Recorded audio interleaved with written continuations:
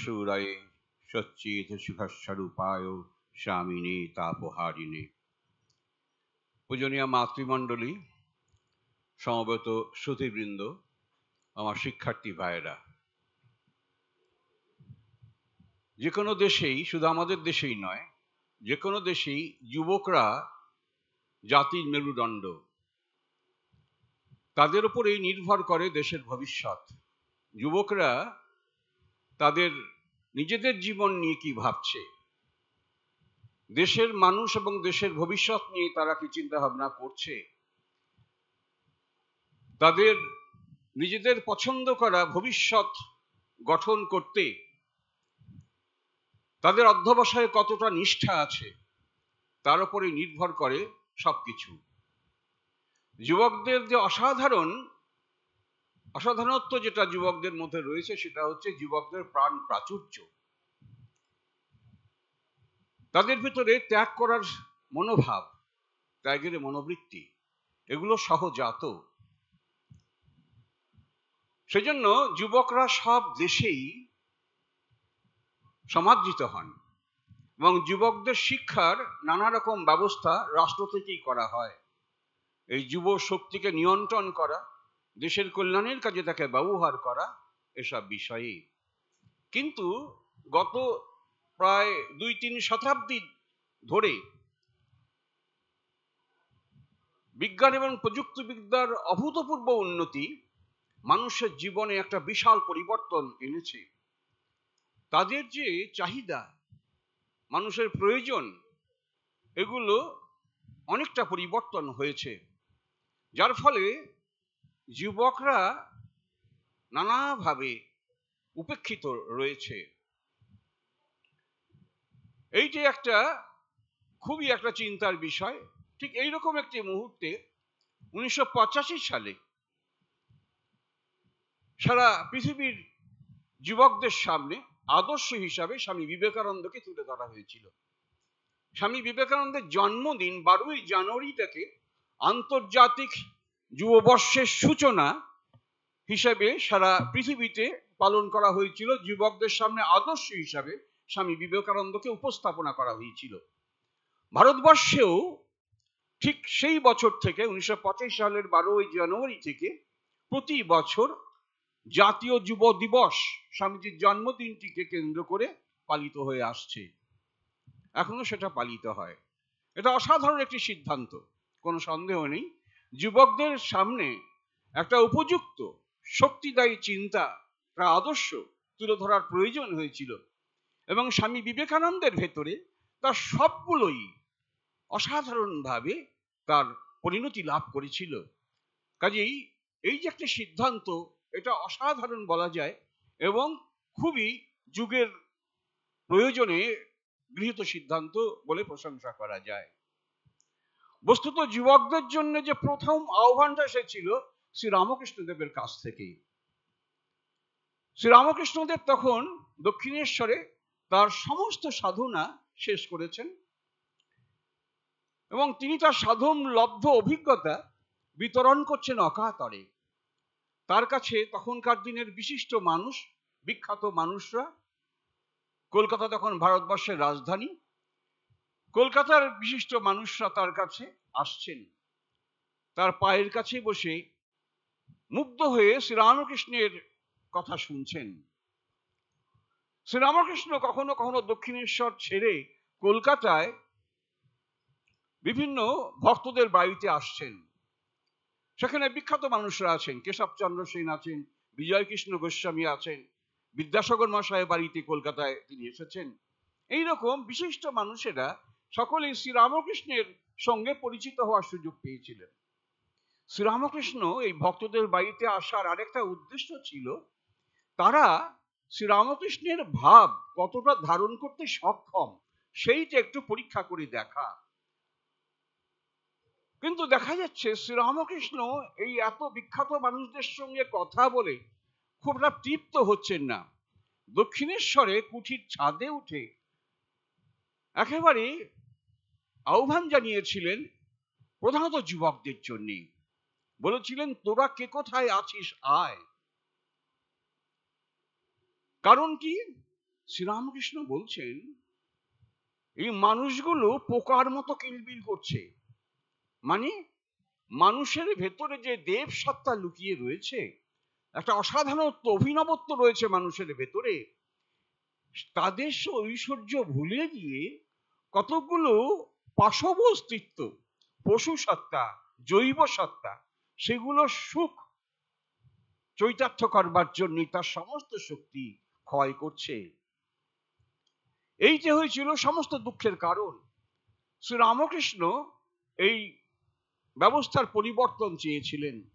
মানুষের ভিতরে যে অসাধারণত্ব রয়েছে, তার ভেতরে যে ভালো ভাবগুলো রয়েছে, ক্ষমা, প্রেম, বিনয়, ভালোবাসা, এই যে ভাবগুলো, সেগুলো হচ্ছে দেব ভাব।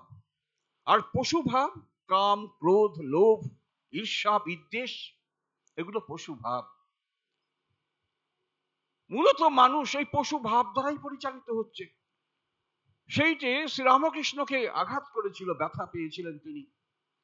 সেই যে পরিবর্তন করবার জন্য তিনি মূলত যুবকদের আহ্বান জানালেন, এবং দেখা গেল তার আহ্বানে সাড়া দিয়ে মুষ্টিমেয় কিছু যুবক তার কাছে এলেন।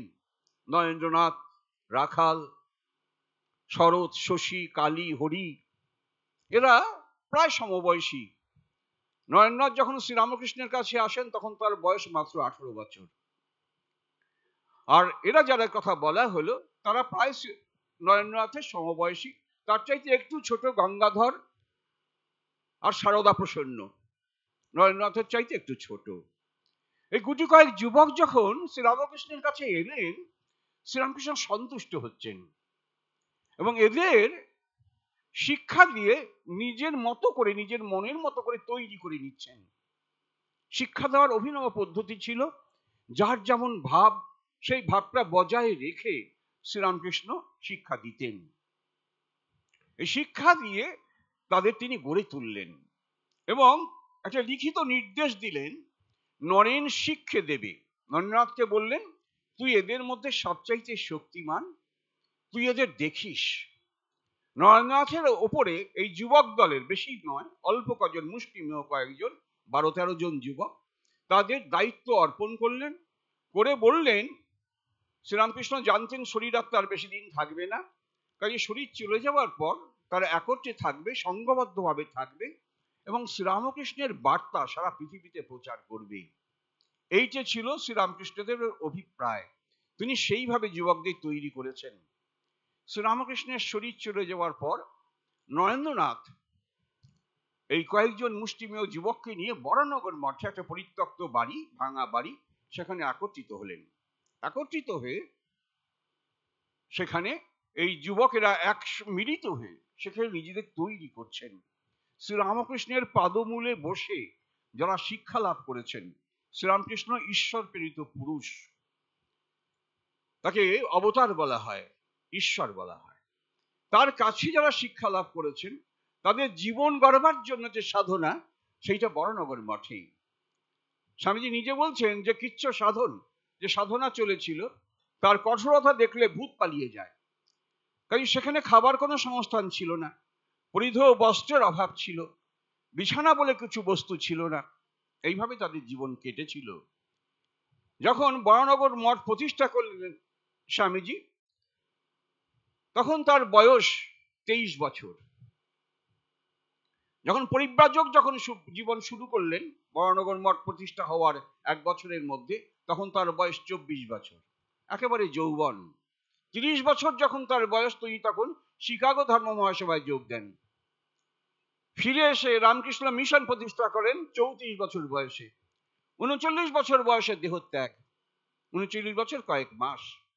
একেবারে প্রকৃত অর্থেই যুবক, সম্পূর্ণ জীবনটাই একেবারে যৌবনের তেজে ভরপুর। যাই হোক, শ্রীরামকৃষ্ণের বার্তা রূপ দেওয়ার জন্য যে নির্দেশ শ্রীরামকৃষ্ণ দিয়েছিলেন, নরেন্দ্রনাথ এমনি পৃথিবীতে আসেননি, তার একটা নির্দিষ্ট কর্তব্য পালন করতে হবে, সেই ভূমিকা পালন করবার জন্য তিনি এসেছেন। সুতরাং সেই কাজটা করবার জন্য তিনি ভারত পরিক্রমায় বেরোলেন, ভারতবর্ষ দেখতে বেরোলেন। বরানগর মঠ প্রতিষ্ঠা হওয়ার 1 বছরের মধ্যে সারা ভারতবর্ষ ঘুরে মানুষের নিদারুণ কষ্ট, যন্ত্রণা ইত্যাদি দেখে নরেন্দ্রনাথ নিজেকে স্থির রাখতে পারছিলেন না। তিনি সারা ভারতবর্ষটা ঘুরেছিলেন, অধিকাংশটাই পায়ে হেঁটে। বেশিরভাগ সময়ই খুব সাধারণ মানুষের আতিথ্য গ্রহণ করেছেন। খুব দরিদ্র মানুষ, আমরা কোথাও কোথাও দেখি যে ঠিক ভারতবর্ষর অবস্থাটা কি সেইটে নরেন্দ্রনাথ, তখনও বিবেকানন্দ হননি নরেন্দ্রনাথ, কিন্তু পরিব্রাজক জীবনটার সব কথা জানা যায় না।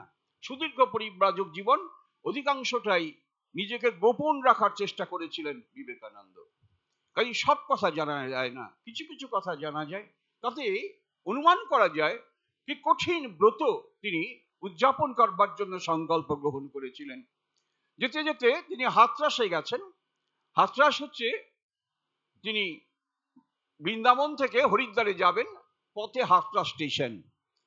সেখানে হাতরাস স্টেশন মাস্টার শরৎচন্দ্র গুপ্ত মহারাজ, পরে সদানন্দ মহারাজ হন। শরৎচন্দ্র গুপ্ত সেখানকার সহকারী স্টেশন মাস্টার, মূলত সবকিছুই তিনি করতেন। বিবেকানন্দকে সেই স্টেশনে দেখে তিনি মুগ্ধ হয়েছেন। তার কাছে গিয়ে তিনি নিজের পরিচয় দিয়ে নরেন্দ্রনাথকে খুব সমাদর করে তার কোয়ার্টারে নিয়ে এলেন স্টেশনের কাছে। সেখানে একদিন নরেন্দ্রনাথকে খুব বিমর্ষ দেখে শরৎচন্দ্রগুপ্ত জিজ্ঞেস করছেন, আপনাকে এত বিমর্ষ দেখছি কেন? স্বামীজি বললেন, আমি আমার গুরুদেবের কাছ থেকে একটা ব্রত পেয়েছি, সেই ব্রত উদযাপন করবার কোনো পথ আমি দেখতে পাচ্ছি না। আমি একেবারে অসহায়, নিঃসম্বল।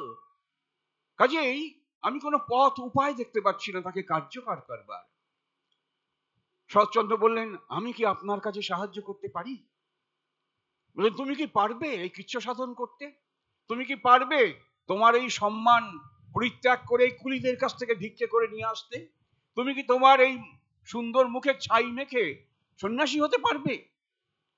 শরৎচন্দ্রগুপ্ত এক বাক্যে স্বীকার করলেন এবং ওই চাকরিতে ইস্তফা দিয়ে স্বামীজির সঙ্গে বেরিয়ে পড়লেন। মনে রাখতে হবে, আজকের রামকৃষ্ণ মঠ মিশন নয়, তখন রামকৃষ্ণ মঠ মিশনের কল্পনাও হয়নি। তখন ভিক্ষাজীবী সন্ন্যাসী, কৃচ্ছ সাধন করতে হবে, কষ্ট স্বীকার করতে হবে অনেক। শরৎচন্দ্রগুপ্ত মশাই এক কথায় স্বামীজির সঙ্গে বেরিয়ে চলে গেলেন। স্বামীজি সারা ভারতবর্ষ ঘুরছেন, উদ্দেশ্য হচ্ছে ভারতবর্ষকে প্রত্যক্ষ অভিজ্ঞতা দিয়ে দেখা।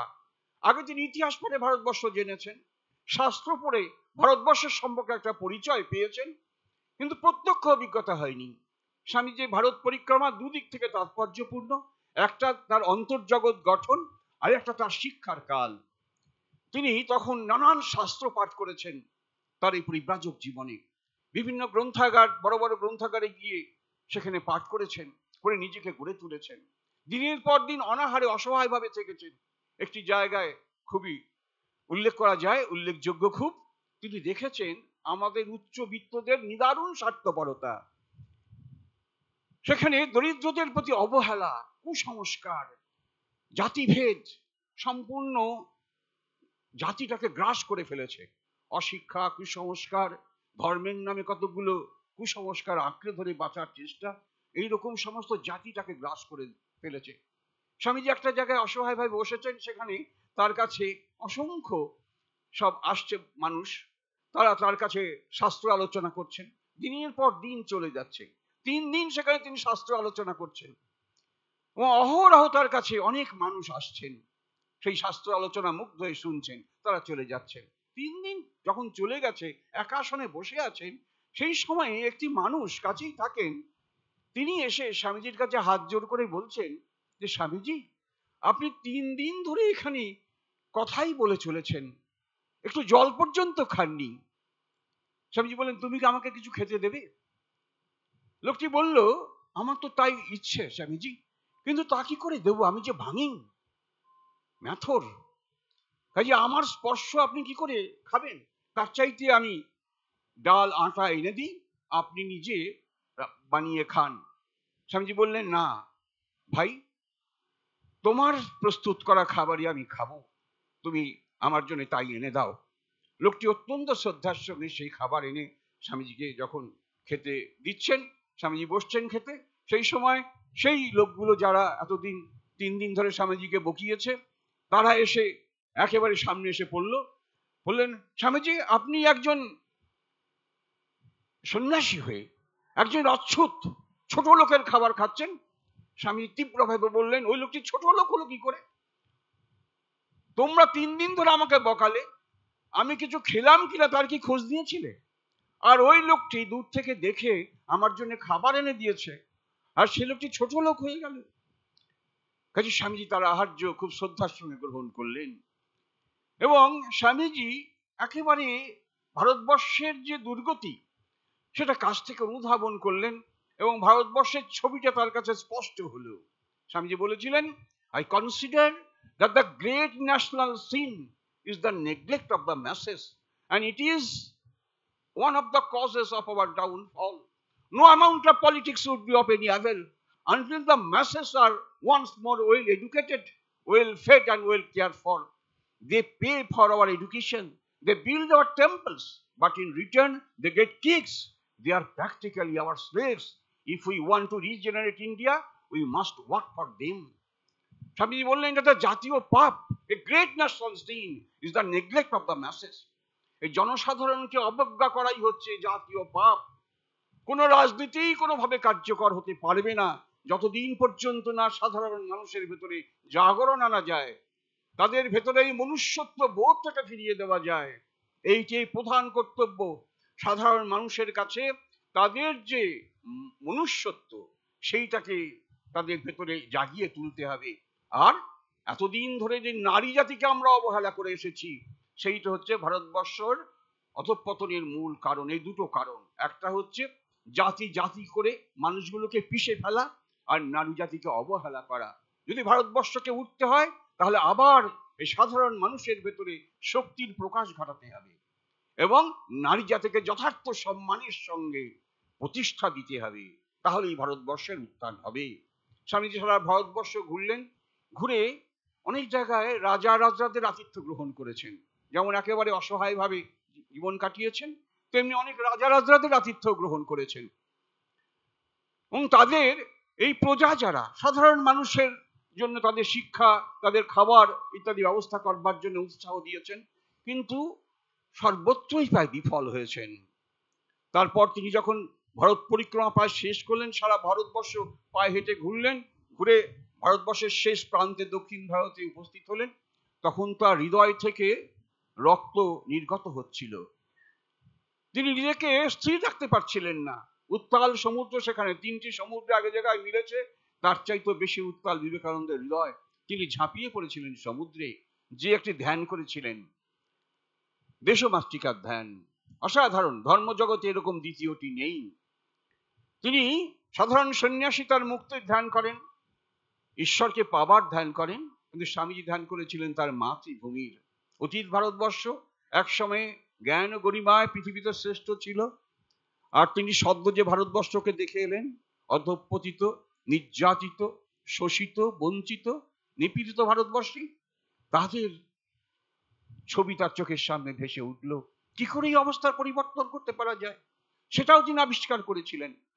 তিনি বললেন, প্রথম চাই মানুষ, দ্বিতীয়ত অর্থ। আমি এখানে সারা দেশ ঘুরেছি, কেউ আমাকে অর্থ দেয়নি, সুতরাং আমি বিদেশে যাব, সেখান থেকে অর্থ উপার্জন করে ভারতবর্ষের কল্যাণের জন্য সে অর্থ ব্যয় করব। তিনি আমেরিকায় যাওয়ার সিদ্ধান্ত নিলেন, আমেরিকায় সেখানে উপস্থিত হলেন। যে সেখানে স্বামীজির অভাবুত হয়ে গিয়েছিলেন, স্বামীজিকে আমন্ত্রণ জানানো হয়নি। আমেরিকায় হচ্ছিল যেটা, সেটা আমেরিকা আবিষ্কারের 400 বছর পূর্তি উৎসব। তার একটি অনুষ্ঠান ছিল ধর্ম মহাসভা, আরো নানান অনুষ্ঠান ছিল, তার সঙ্গে একটি ছিল ধর্ম মহাসভা। সেই ধর্ম মহাসভায় বিভিন্ন প্রতিষ্ঠিত ধর্মের প্রতিনিধিদের, সারা পৃথিবীর মানুষকে সেখানে আমন্ত্রণ জানানো হয়েছিল। মূলত প্রতিষ্ঠিত ধর্মের সব প্রতিনিধিকে, স্বামীজিকে আমন্ত্রণ জানানো হয়নি। স্বামীজি নিজে যে এখানে উপস্থিত হয়েছেন বক্তৃতা করবেন বলে, কাজেই স্বামীজিকে প্রথম বক্তৃতা করতে সুযোগ দেওয়া হয়নি। পরবর্তীকালে ঘটনা পরিবর্তন হয়েছিল, স্বামীজি সেখানে বক্তৃতা দিয়েছিলেন। বক্তৃতার প্রধান বিষয় ছিল কিন্তু মানুষের উত্থান। শ্রীরামকৃষ্ণ যে বার্তা প্রচার করতে এসেছিলেন সারা পৃথিবীর কল্যাণের জন্য, শুধু ভারতবর্ষের নয়, কাজে সেখানে স্বামীজি সেই বার্তা তুলে ধরলেন, মানুষের ভেতরের সত্তার কথা প্রচার করলেন। বলেন, "Ye are the children of God, the sharers of immortal bliss, holy and perfect being. If divinity is on earth, sinners, it is a sin to call a man so. It is a standing libel on human nature. Come up, O lions, and shake up the delusion that you are sheep. Your souls immortal, spirits free, blessed and eternal. You are not matter. You are not bodies. The matter is your servant, not you the servant of matter." বলছেন আমরা, "You are the children of God, মর্তভূমির দেবতা তোমরা, অমৃতের পুত্র, কি মধুর নাম। তোমরা কি আমাকে আরেকবার অনুমতি দেবে তোমাদের সেই নামে আরেকবার সম্বোধন করি, অমৃতের পুত্র? আমাদের ধর্ম তোমাদের অমৃতের পুত্র বলে সম্বোধন করে। তাই তোমাদের এই ভ্রম দূর করে দাও। তোমরা পশু নও, তোমরা আসলে সেই ঈশ্বর। কাজে এই ভ্রম তোমাদের যে নিজেদের উপর আরোপ করেছো, নিজেদের মেষ বলে ভুল করছো। আসলে তোমরা সিংহ, তোমরা মেষ নও, তোমরা দুর্বল নও। এই ডিভিনিটি ইজ অন আর্থ, মর্তভূমির দেবতা তোমরা। তোমরা পাপী, মানুষকে পাপী বলাই হচ্ছে পাপ। মানুষ ভুল করে, কিন্তু মানুষ কখনো পাপী নয়। সে ভুল করে, সে ভুল আবার সংশোধন করে, কারণ তার ভেতরের যে দেব সত্তা, তার ভেতরের যে অসাধারণ শক্তি, সেটা কখনোই কলুষিত হয় না। তার কাজকর্মে সেটা একটু আবৃত হয় মাত্র, তার ভুল কাজের জন্য সেটা আবৃত হয় মাত্র। তার ভেতরের সত্তা সবসময় জাজ্বল্যমান, সেটা সবসময় জ্বলছে। ওই স্বামীজি এই বার্তা জগতে প্রচার করলেন। সেখানে যখন স্বামীজি এই বার্তা প্রচার করছেন, সেখানকার মানুষ, পণ্ডিত মানুষেরা এই নতুন একটি বার্তা পেয়ে, নতুন একটি দর্শনের কথা জেনে, ধর্মের কথা জেনে অভিভূত হয়েছিলেন। এবং ভারতবর্ষের ধর্ম দর্শন সম্পর্কে বিভিন্ন পত্রপত্রিকায় বিশিষ্ট পণ্ডিতরা ভারতবর্ষের এই ধর্ম দর্শনের প্রশংসা করে তারা সেখানে প্রবন্ধ লিখছিলেন। তার ছোঁয়া ভারতবর্ষে এসে লাগলো। স্বামীজি 3.5 বছর পাশ্চাত্যে থেকে 1897 সালে ভারতবর্ষে ফিরে এলেন। এই যে 3.5 বছর বিদেশে থাকলেন, এই সময় স্বামীজি বিভিন্ন চিঠিপত্রের ভেতর দিয়ে ভারতবর্ষের যুব শক্তিকে মূলত উদ্বোধিত করবার কাজে নিযুক্ত ছিলেন। তারপর যখন তিনি ভারতবর্ষে ফিরে এলেন, সরাসরি সেই কাজটি করতে লাগলেন বিভিন্ন বক্তৃতায়। স্বামীজির পাশ্চাত্যে সাফল্য ভারতবর্ষে একটা তীব্র পরিবর্তন এনে দিল। ভারতবর্ষের যুবকেরা, বিশেষ করে শিক্ষিত যুবকেরা, ভারতবর্ষের মানুষ, তারা মনে করেছিল আমাদের ধর্ম দর্শন অত্যন্ত ভ্রান্ত, তাতে শক্তিদায়ী কিছু নেই। আমাদের উন্নতি করতে হলে ইংরেজের পায়ের কাছে বসে তাদের ধর্ম, তাদের দর্শন আমাদের গ্রহণ করতে হবে।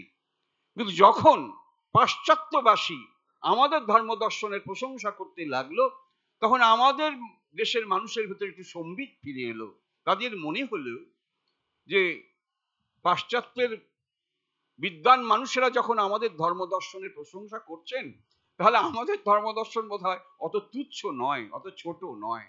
তাদের ভিতরে একটা আত্মবিশ্বাস জাগিয়ে দিল। স্বামীজির পাশ্চাত্যে সাফল্য, একক প্রচেষ্টায় এত বড় সাফল্য পৃথিবীতে আর দ্বিতীয়টি নেই। সারা পৃথিবীতে তিনি তোলপাড় করলেন, তার তীব্র জোয়ার ভারতবর্ষে এসে পড়ল। ভারতবর্ষের মানুষ সচকিত হলো, সারা ভারতবর্ষে একটা তুমুল জাগরণ সৃষ্টি করলো।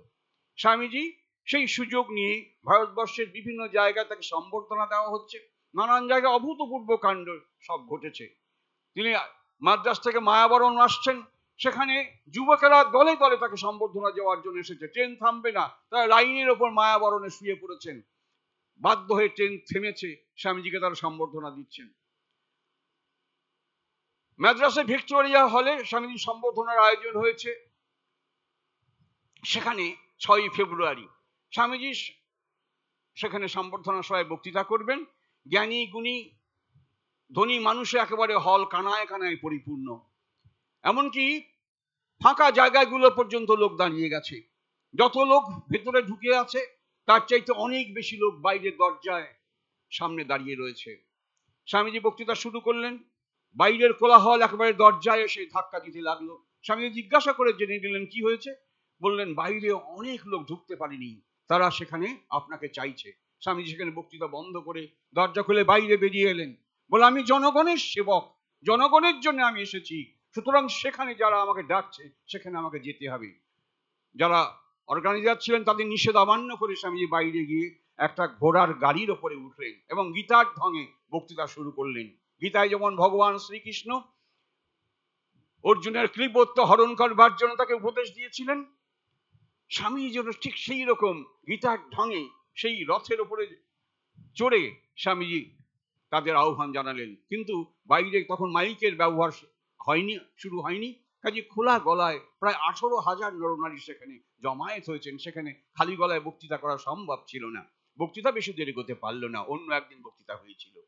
কিন্তু স্বামীজির দৃষ্টিভঙ্গিটা, স্বামীজির যে মমত্ববোধ, যেটা স্বামীজি চেয়েছিলেন, সেইটা কিন্তু স্বামীজি তুলে ধরেছেন। একটা বক্তৃতায় বলছেন ভারতের ভবিষ্যৎ, সেখানে স্বামীজি বলছেন আগামী 50 বছর গরীয়সী ভারত মাতাই আমাদের একমাত্র আরাধ্য দেবতা হন, অন্যান্য অকজা দেবতাকে এই কয়েক বৎসর ভুললে কোনো ক্ষতি নেই। এই স্বজাতি তোমার একমাত্র জাগ্রত, সর্বোচ্চ তাহার অস্ত, সর্বোচ্চ তাহার কর্ণ। কোন অজানা দেবতার উদ্দেশ্য তোমরা ধাবিত হচ্ছ? তোমাদের চারদিকে যে দেবতাকে দেখছো, আগে তাদের উপাসনা করতে হবে, তাদের পূজা করতে হবে। আমার শ্রবণনীতি স্বামীজির বিখ্যাত বক্তৃতা, সেখানে স্বামীজি বলছেন, হে ভাবি স্বদেশী তৈষীগণ, হে ভাবি স্বদেশ প্রেমিকগণ, তোমরা হৃদয়বান হও, তোমরা প্রেমিক হও। তোমরা কি প্রাণে প্রাণে অনুভব করছো যে কোটি কোটি দেব ঋষির বংশধরগণ পশু প্রায় হয়ে দাঁড়িয়েছে? তোমরা কি প্রাণে প্রাণে বুঝেছ যে কোটি কোটি বছর ধরে সাধারণ মানুষ অনাহারে অর্ধাসনে কাল কাটাচ্ছে? অজ্ঞানের কৃষ্ণ মেঘ সমগ্র ভারত গগনকে আচ্ছাদিত করেছে। তোমরা কি এ সকল ভেবে অস্থির হয়েছ? মানুষের উন্নতির চিন্তা কি তোমাদের একমাত্র ধ্যানের বিষয় হয়েছে? তাদের উন্নতির চিন্তা কি তোমাদের রক্তের স্রোতে একেবারে প্রবাহিত হয়েছে? এবং তাদের উন্নতির চিন্তায় কি তোমাদের পাগল হয়ে যাওয়ার উপক্রম হয়েছে? যদি তোমাদের এইরকম হয়ে থাকে, তবে তোমরা সদেই শীতৈষী হবার প্রথম সোপানে মাত্র পদার্পণ করেছ। মানলাম তোমরা মানুষের দুঃখ কষ্ট হৃদয় দিয়ে অনুভব করছো, কিন্তু তাতেই তো দুঃখ কষ্ট দূর হবে না। তোমরা কোনো কার্যকর পথকে বের করতে পেরেছ যেটা অনুসরণ করলে তাদের এই অবস্থার পরিবর্তন হতে পারে? যদি সেটা করে থাকো, তাহলে তোমরা দ্বিতীয় সোপানে মাত্র পদার্পণ করেছ। তাতেও হলো না। তোমরা মানলাম তোমরা একটা পথ বের করেছো, তাতেই তো অবস্থার পরিবর্তন হবে না। সেটা কার্যকর করবার জন্য তোমরা কি দৃঢ় সংকল্পবদ্ধ? তোমরা কি দৃঢ়তার সঙ্গে সেই পথে এগিয়ে যেতে পারো যে পথটা তোমরা নির্বাচন করেছো? সেই পথে যদি তোমাদের স্ত্রীপুত্র তোমাদের বিরুদ্ধে দণ্ডায়মান হয়, যদি সমস্ত জগৎ তরবারি হাতে তোমাদের বিরুদ্ধে দাঁড়ায়, তাহলেও কি অবিচলিত ভাবে দৃঢ়তার সঙ্গে সেই পথে এগিয়ে যেতে পারো? এরকম দৃঢ়তা কি তোমাদের আছে? যদি থাকে, তাহলে তোমরা সদেই শীতৈষী হবার তৃতীয় সোপানে মাত্র পদার্পণ করেছ। বলছেন তোমরা বীর হও, বীর প্রজ্ঞা বসুন্ধরা, বীর্য প্রকাশ করো, সাম দাম ভেদ দণ্ডনীতি প্রকাশ করো, পৃথিবী ভোগ করো, তবে তুমি ধার্মিক। আর ঝাঁটা লাথি খেয়ে মুক্তি চুপ করে দিন রাত পড়ে থাকলে ইহলোকেও নরক ভোগ, পরলোকেও তাই। সমগ্রভাবে জাতির উদ্দেশ্যে বললেন, তোমরা নির্ভীক হও, আত্মবিশ্বাসী হও, হে বীর সাহস অবলম্বন করো। বললেন ঈশ্বরে বিশ্বাস করার আগে নিজেকে বিশ্বাস করো। তুমি সব করতে পারো, সব শক্তি তোমার ভেতরে রয়েছে, এ বিষয়ে বিশ্বাস করো, এ বিষয়ে শ্রদ্ধাশীল হও। তুমি দুর্বল নও, তুমি শক্তিহীন নও, তোমার ভেতরে সব রয়েছে। সুতরাং নির্ভীক হও, ভগবানে বিশ্বাস করার আগে নিজেকে বিশ্বাস করো। পুরাতন ধর্ম বলতো যে ঈশ্বরে বিশ্বাস করে না সে নাস্তিক, নূতন ধর্ম বলছে যে নিজেকে বিশ্বাস করে না সে নাস্তিক। স্বামীজি সারা ভারতবর্ষে জাগরণ তুললেন। স্বামীজির কথায় সমস্ত যুবকেরা একত্রিত, বহু যুবক তারা ঘর ছেড়ে বেরিয়ে চলে এলো। দু একটি দৃষ্টান্ত আমরা উল্লেখ করবো সংক্ষেপে, বেশি সময় আমাদের নেই। কাশীতে রয়েছেন একজন যুবক, একেবারে যুবক, 25 বছর তার বয়স, রাজচন্দ্র দাস। 1900 সালের 12ই জুন সন্ধ্যাবেলায় কলকাতা থেকে উদ্বোধন পত্রিকা তার হাতে গিয়ে পড়ল। সেখানে ছাপা রয়েছে স্বামীজির কবিতা সখার প্রতি। তার শেষ কটা ছত্র, সেখানে এই মানুষকে দেবজ্ঞানে সেবা করার তার যে কর্মযোগ্য, তার প্রধান মন্ত্র শক্তি বলা যায়, বহুরূপের সম্মুখে তোমার ছাড়ি কোথা খুঁজিছ ঈশ্বর, জীবে প্রেম করে যেই জন, সেই জন সেবিছে ঈশ্বর। কথাগুলো যেন ইলেকট্রিকের শক লাগলো রাজচন্দ্রের। তিনি সঙ্গে সঙ্গে ছুটলেন তার বন্ধু যামিনী রঞ্জন মজুমদারের কাছেই তিনি থাকতেন। সেখানে গিয়ে দেখলেন যামিনী রঞ্জন তখন মালা জপ করছেন। রাজচন্দ্র একেবারে তার পুরনো ধর্মখণ্ড লণ্ডভণ্ড করে দিয়ে তাকে জাগিয়ে তুলে বললেন, এই দেখো যে আসল যে পুজো, সেই পুজোর যে মন্ত্র, সে মন্ত্র স্বামীজি লিখেছেন, সেটা পড়ে শোনালেন। যামিনী রঞ্জন পরদিন প্রত্যুষে চলেছেন গঙ্গা স্নান করতে। তার কানে গিয়ে পৌঁছলো এক মুমূর্ষ বৃদ্ধার কাতর আর্তনাদ। তিনি স্তম্ভিত হয়ে গঙ্গা স্থান স্থগিত রেখে সেই বৃদ্ধার কাছে গিয়ে তার মলমূত্রাদি ধোয়াতে লাগলেন। শুরু হলো কাশীর সেবাশ্রম।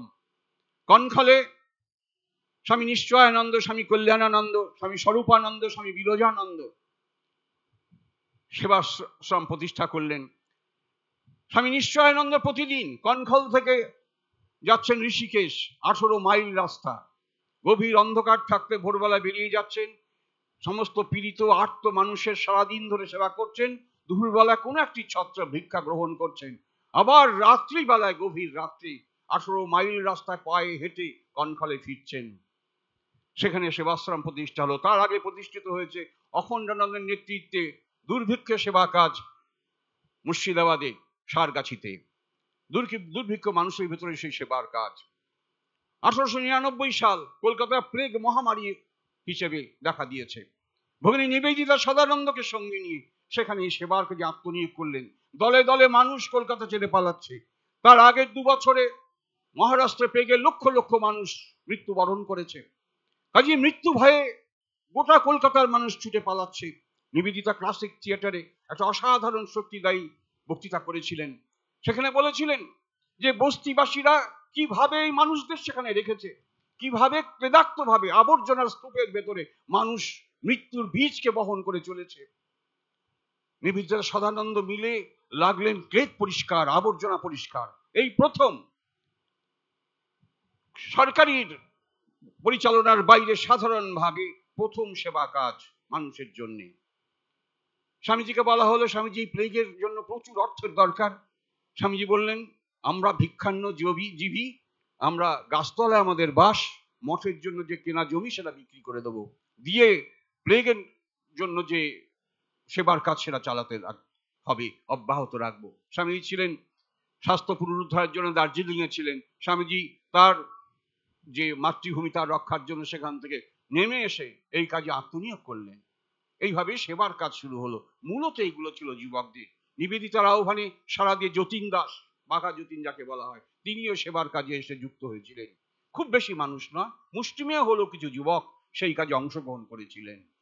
এইভাবে স্বামীজির আহ্বানে সারা দেশ জেগেছিল, সারা ভারতবর্ষ জাগরণ এলো, যার ফলে স্বাধীনতা আন্দোলনে দলে দলে যুবকেরা নিজেদের আত্মবলিদান করতে এগিয়ে এসেছিলেন, যার ফলে স্বাধীনতা ত্বরান্বিত হয়েছিল।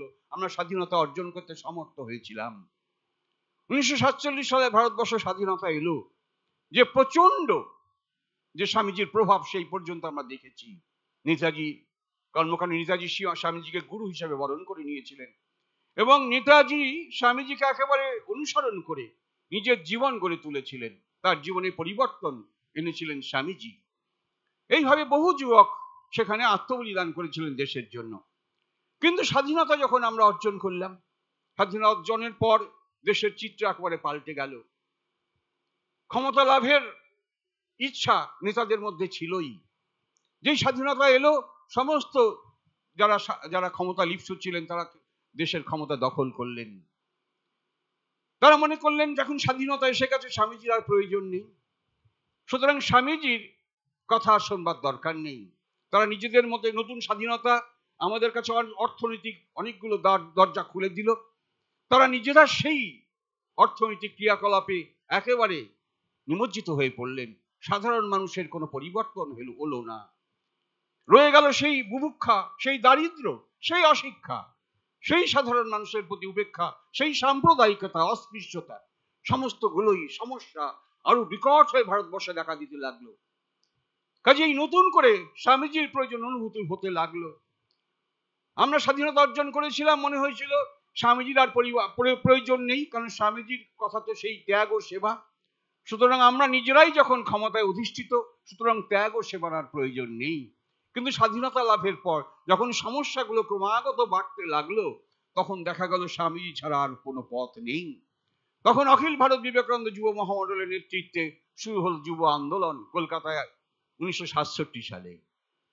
সেখানে মূলত স্বামীজির আদর্শকে কেন্দ্র করে, স্বামীজির আদর্শকে যুবকদের সামনে, যেমন স্বাধীনতা লাভের কিছু আগে যুবকদের অনুপ্রাণিত করত স্বামীজির লেখা, স্বামীজির বাণী, স্বামীজির বক্তৃতা, স্বামীজির চিঠিপত্র, তেমনি যুবকদের কাছেই আদর্শ হিসাবে স্বামী বিবেকানন্দকে দাঁড় করিয়ে যুবকদের উদ্বুদ্ধ করতে লাগলো অখিল ভারত বিবেকানন্দ যুব মহামণ্ডল। স্বামীজি বলেছিলেন, যদি মানুষ তৈরি না হয়, তাহলে কুবেরের যত অর্থ আছে সব যদি নিয়ে এসে ভারতবর্ষ একটি গ্রামে ঢেলে দাও, তবে সেই অর্থ সেই গ্রামের পক্ষে পর্যাপ্ত হবে না যদি না সেখানে যথার্থ মানুষ থাকে। সেজন্য বলেন, আগে মানুষ তৈরি করতে হবে। স্বামীজি বলেছিলেন, men these are wanted, everything else will be ready, but strong, vigorous, believing young men, sincere to the backbone are wanted. 100 such and the world becomes revolutionized. মানুষ চাই, মানুষ চাই, আর সব হয়ে যাবে। কিরকম মানুষ? বীর্যবান, সম্পূর্ণ অকপট, তেজস্বী, বিশ্বাসী যুবক চাই। এরকম 100 যুবক পেলে জগতের ভাবস্রোত পাল্টে দেওয়া যায়। স্বামীজি এরকম 100 যুবক সেই সময় চেয়েছিলেন।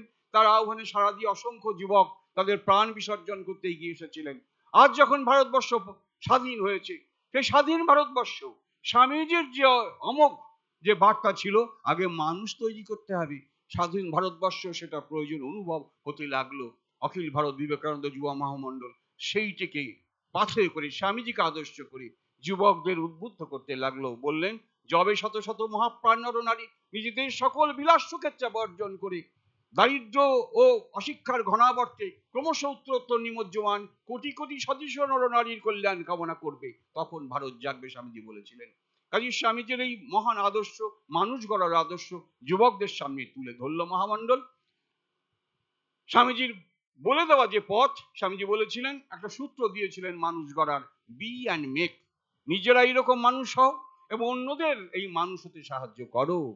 তুমি একা হলে খুব হবে না, এবং সঙ্গবদ্ধ করে, কেননা সমস্যা অনেক বিরাট। দু চারজন মানুষের এই সমস্যা সমাধানের কাজ নয়। সঙ্গবদ্ধ হবে, একেবারে দৃঢ়ভাবে এগোতে হবে এই সমস্যার বিরুদ্ধে। আত্মবিশ্বাসী মানুষ, স্বার্থশূন্য মানুষ, সত্যনিষ্ঠ মানুষ, কর্তব্যপরায়ণ মানুষ, দেশপ্রেমিক মানুষ আগে গড়ে তুলতে হবে, তবে দেশের সমস্ত সমস্যার সমাধান হবে। কিন্তু এই মানুষ গড়ার পরিকল্পনা দেশ স্বাধীনতা লাভের পর আর কেউ করেননি, অথচ এটা ছাড়া দেশ ক্রমশ ডুবছে। কাজেই অখিল ভারত বিবেকানন্দ যুব মহামণ্ডল এই কাজটি ব্রত হিসেবে বেছে নিয়েছে। তার সঙ্গে রাজনৈতিক কোনো সম্পর্ক নেই, এর শুধুমাত্র একটাই কাজ, এইভাবে যুবকদের অনুপ্রাণিত করে মানুষ হয়ে গড়ে ওঠা এবং অন্যদের মানুষ হতে সাহায্য করা। যেমন যুবকদের ভিতরে এটা হচ্ছে, এই কাজটা ফলপ্রসূ হতে পারে যদি অতি শৈশব থেকে করা যায়।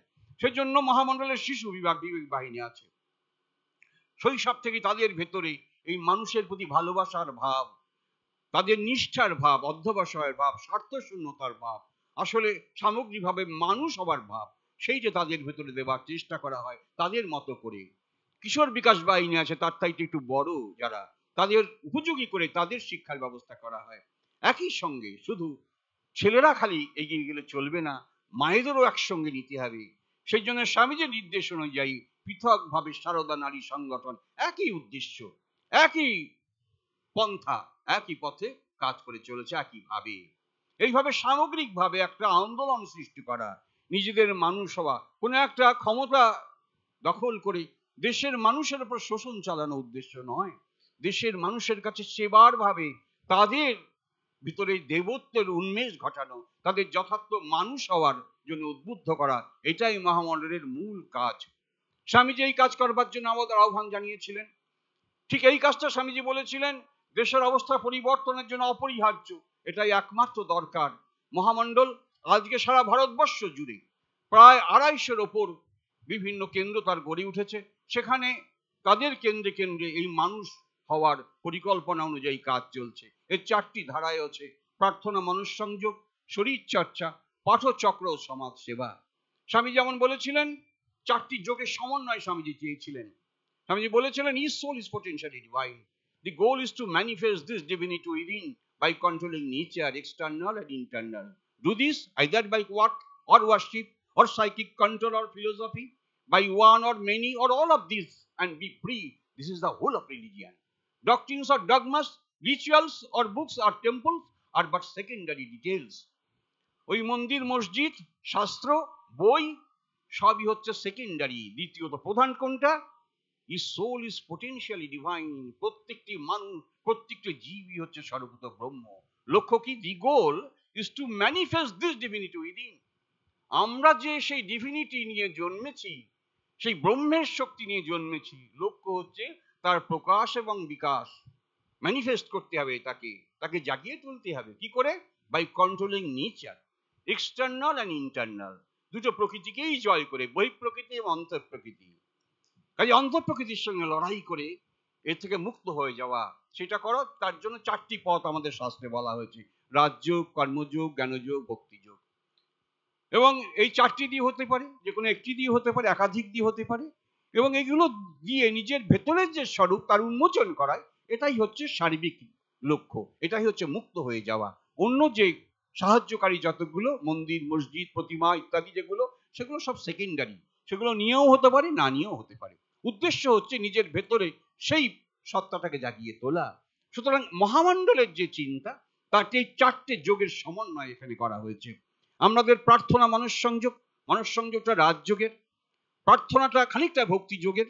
আমাদের ভেতরের যে অসাধারণ যে ভালোবাসা আছে সেটাকে জাগিয়ে তোলা, এটা হচ্ছে ভক্তি যোগের কাজ। পাঠচক্রটা জ্ঞানযোগের কাজ, সমাজ সেবার কাজটা কর্মযোগের কাজ। মহামণ্ডলের সমাজ সেবাটা খুব বড় নয়, সমাজ সেবাটা এখানে নিজেদের চরিত্র গঠনের জন্য গ্রহণ করা হয়েছে, চরিত্র গঠনের সহায়ক বলি। কাজে সেখানে সমাজ সেবার একটা স্থান আছে। সেটা কতটুকু? সেটা হচ্ছে আমাদের ভেতরে দেবত্ব বিকশিত হওয়া। যাকে সাহায্য করছি সেটা গৌণ, সেটা বাইরের সাহায্য। ভেতরে সবচাইতে লাভবান হচ্ছে আমরা নিজেরা। তাকে ওই অকিঞ্চিতকর কিছু সাহায্য তার হাতে তুলে দিয়ে আমাদের ভেতরের যে সত্তা, যেটা ঘুমিয়ে রয়েছে, তাকে আমি প্রস্ফুটিত করছি, তাকে জাগিয়ে তুলছি, তাকে বিকশিত করছি। সেই জন্য মহামণ্ডলের সমাজ সেবার স্থান আছে। পাঠচক্রে বিচারের ভেতর দিয়ে কোনটা করণীয়, কোনটা করণীয় নয়, সেইটা আমরা বিচার করি, যেটা আমাদের জ্ঞানযোগ করে। জ্ঞানযোগ হচ্ছে বিচারের পথ। নেতি নেতি করে এইটা ঠিক, এইটা কি ব্রহ্ম, এইটা কি ঠিক, এটি কি সত্য, এই সত্য উপলব্ধির পথ। চারটে শাস্ত্রের কথা বলা হয়েছে। মহামণ্ডলে যেটা করা হয়, সহজতম পথ সহজ করে নিয়ে এই চারটে যোগের সম্মিলন করে যোগদেশ সেইটা প্রতিদিন অনুশীলন করতে বলা হয়। এবং সেখানে একটা বৈজ্ঞানিক পদ্ধতি অনুযায়ী কতটা তাদের উন্নতি হচ্ছে সেটার একটা পরীক্ষা করে তাদের সেটা রাখতে হয়। এবং সেইটা তারা অগ্রগতি নিজেরা দেখে সেই মতো তাদের উন্নতির জন্য আরো প্রচেষ্টাকে বাড়াতে পারেন। এইভাবে মহামণ্ডলের উদ্দেশ্য হচ্ছে সারা ভারতবর্ষে এইরকম একটি জাগরণ তৈরি করা, যাতে অনেক মানুষ সত্যি সত্যি মানুষে পরিণত হয়। মানুষের সম্ভাবনা প্রত্যেকের ভেতরে আছে, কিন্তু সেই সম্ভাবনার কথা ভুলে গিয়ে ওই যে প্রথমে যে কথা শ্রীরামকৃষ্ণ অত্যন্ত ব্যথাতুর হয়ে আর্তনাদ করে ডেকেছিলেন, যে মানুষের ভেতরে দিব্য সত্তা থাকা সত্ত্বেও তার পশু ভাবগুলোই চরিতার্থ করবার জন্য তার সমস্ত শক্তিকে সে ব্যবহার করছে। আধুনিক বিজ্ঞান প্রযুক্তি আমাদের সামনে অনেক ভোগের সমস্ত কিছু আমাদের সামনে নিয়ে এসেছে, আমরা সেগুলো ভোগ করতে গিয়ে আমাদের দিব্য সত্তাকে হারাতে বসেছি। তাই সেটা যদি ঘটে তাহলে মানব সভ্যতার সমূহ বিপদ সেটা হতে দেওয়া যায় না। কাজে মহামণ্ডল ক্ষুদ্রাকারে এই আন্দোলনকে চালিয়ে গেলেও সার্বিকভাবে এটা জগতের কল্যাণে অপরিহার্য। সেজন্য মহামণ্ডলের উদ্দেশ্য হচ্ছে মানুষের কল্যাণ করা, জগতের মঙ্গল করা। যেটা করতে শ্রীরামকৃষ্ণদেব, স্বামী বিবেকানন্দ, শ্রী মা সারদা দেবী আবির্ভূত হয়েছিলেন মানুষের কল্যাণের জন্য। তাদের সমস্ত জীবনকে তারা উৎসর্গ করেছেন এবং আমাদেরও সেই কাজে আহ্বান জানিয়েছেন। যতটা আমরা সেই কাজে আমরা এগোতে পারবো, ততটাই আমাদের জীবন সফল হবে। সেটাই ধর্মের সার। স্বামীজি বললেন, be good and do good, this is the whole of religion. ধর্মের সার হচ্ছে, ধর্মের সবকিছু হচ্ছে তুমি ভালো হও এবং ভালো কাজ করো। অন্য কিছু ধর্মের মতামত নিয়ে মাথা বকাবার দরকার নেই, শাস্ত্র নিয়ে খুব চর্চা করবার দরকার নেই। শুধু এইটুকু যদি করি, ধর্মের সব হবে। তুমি ভালো কাজ করো, ভালো হও এবং অন্যকে ভালো হতে সাহায্য করো। এবং ভালো কাজ করো, এটা হলেই ধর্ম আমাদের আয়ত্তে এসে যাবে। ঠাকুরমা স্বামীজির কাছে আমরা প্রার্থনা করি তাদের আশীর্বাদ সকলের উপর বর্ষিত হোক। সবাই ভালো থাকুন। নমস্কার।